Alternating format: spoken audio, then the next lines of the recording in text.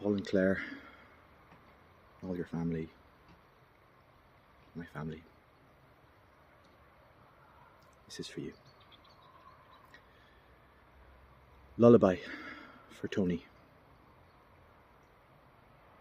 Your bed is a boat, so I would tell my restless son when he could not find his way to sleep, and I'd say, come, I'll go by river. Your bed is a boat, I'd say, a whisper, sing-song, song spell in his ear as I stroked his brow. It's never the same words twice, but always the same river. Your bed is a boat, and at the slipway of the port, I push you off. The current takes you, gently carries you to midstream, and off you go, the boat turning, swirling, you wrapped up with your blanket and your pillow and your stuffed rabbit. Your bed is a boat, and on you go down the long dark river of dreams into the nightland, past the mill, past the forests and the hills, past the vineyards and the golden fields of barley, past the town upon whose fortified walls and quays hang lanterns glowing ruddy, brightly in the night time. Under the great arches of the stone bridge you go, and on down the river into dream country, beneath a sky that's elegant with stars. Into the forests of the night, between whose trees peep strange fantastic creatures, and twinkle lights of will-o'-wisps and tinkling laughter and song of fairy feasts. And then you come to rest upon the shore in the dawn, and there I'll find you, and we shall return throughout the day, do it all again. That's what I said to my son, and now to you I say the same. This lullaby. The words are different, but the river's just the same. I say to you, your bed is a boat, but not some small boat packed only with provisions for one night. No, yours is a more sturdy and noble boat, as befits a man of your stature, with a raised prow and a dragon's head upon it, a straight rudder, high side slung with shields, for we'll give you a Viking funeral, as is only fitting.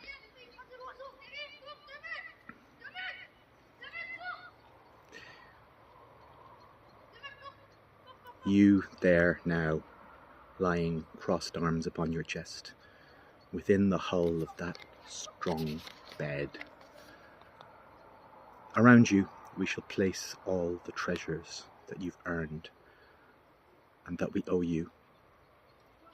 We shall place all the things befitting a man of your stature, wrap you in a bearskin cloak that looks well on you,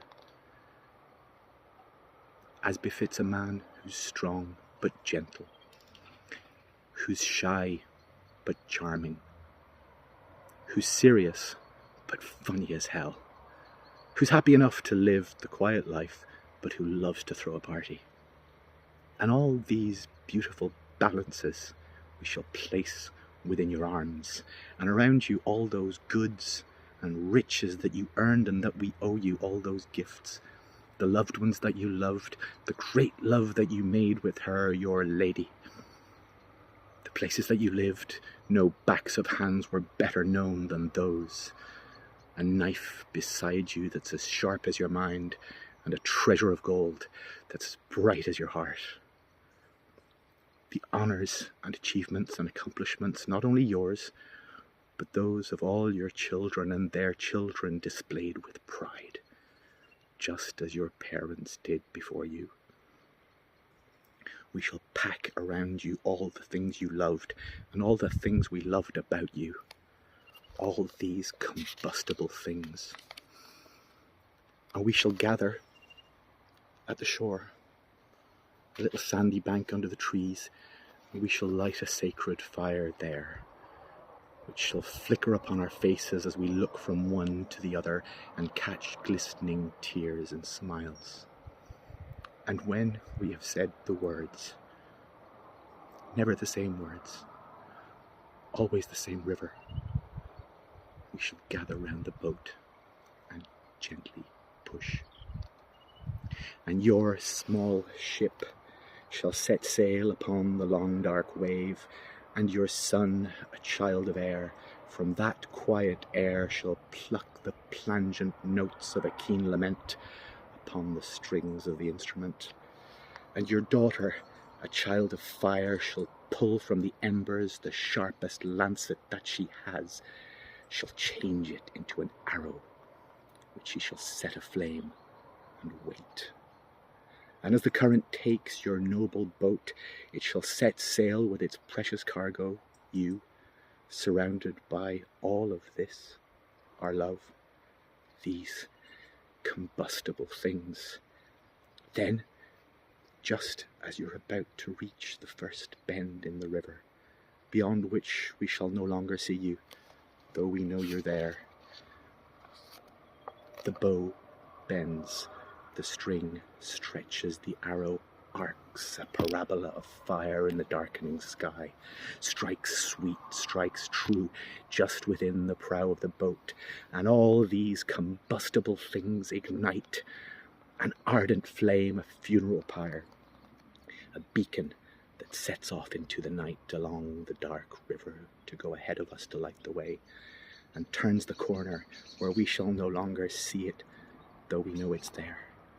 And you turn the corner and set off on your journey into the nightland, and though we no longer see you, we shall know you're there, and we shall each take a piece of the flame, each carry an ember burning home with us, from which we shall strike sparks, because the river upon which we set you sail is not the Lethe, not the river of oblivion, nor Styx nor Acheron.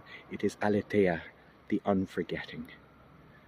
And in its water in which you bathe, you are unforgotten. And from its waters, when we drink, they taste of flame. And we remember all you dreamed of, and you will remember all the dreams we ever have.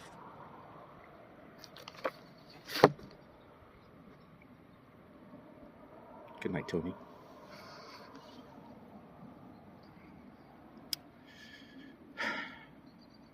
Safe travel.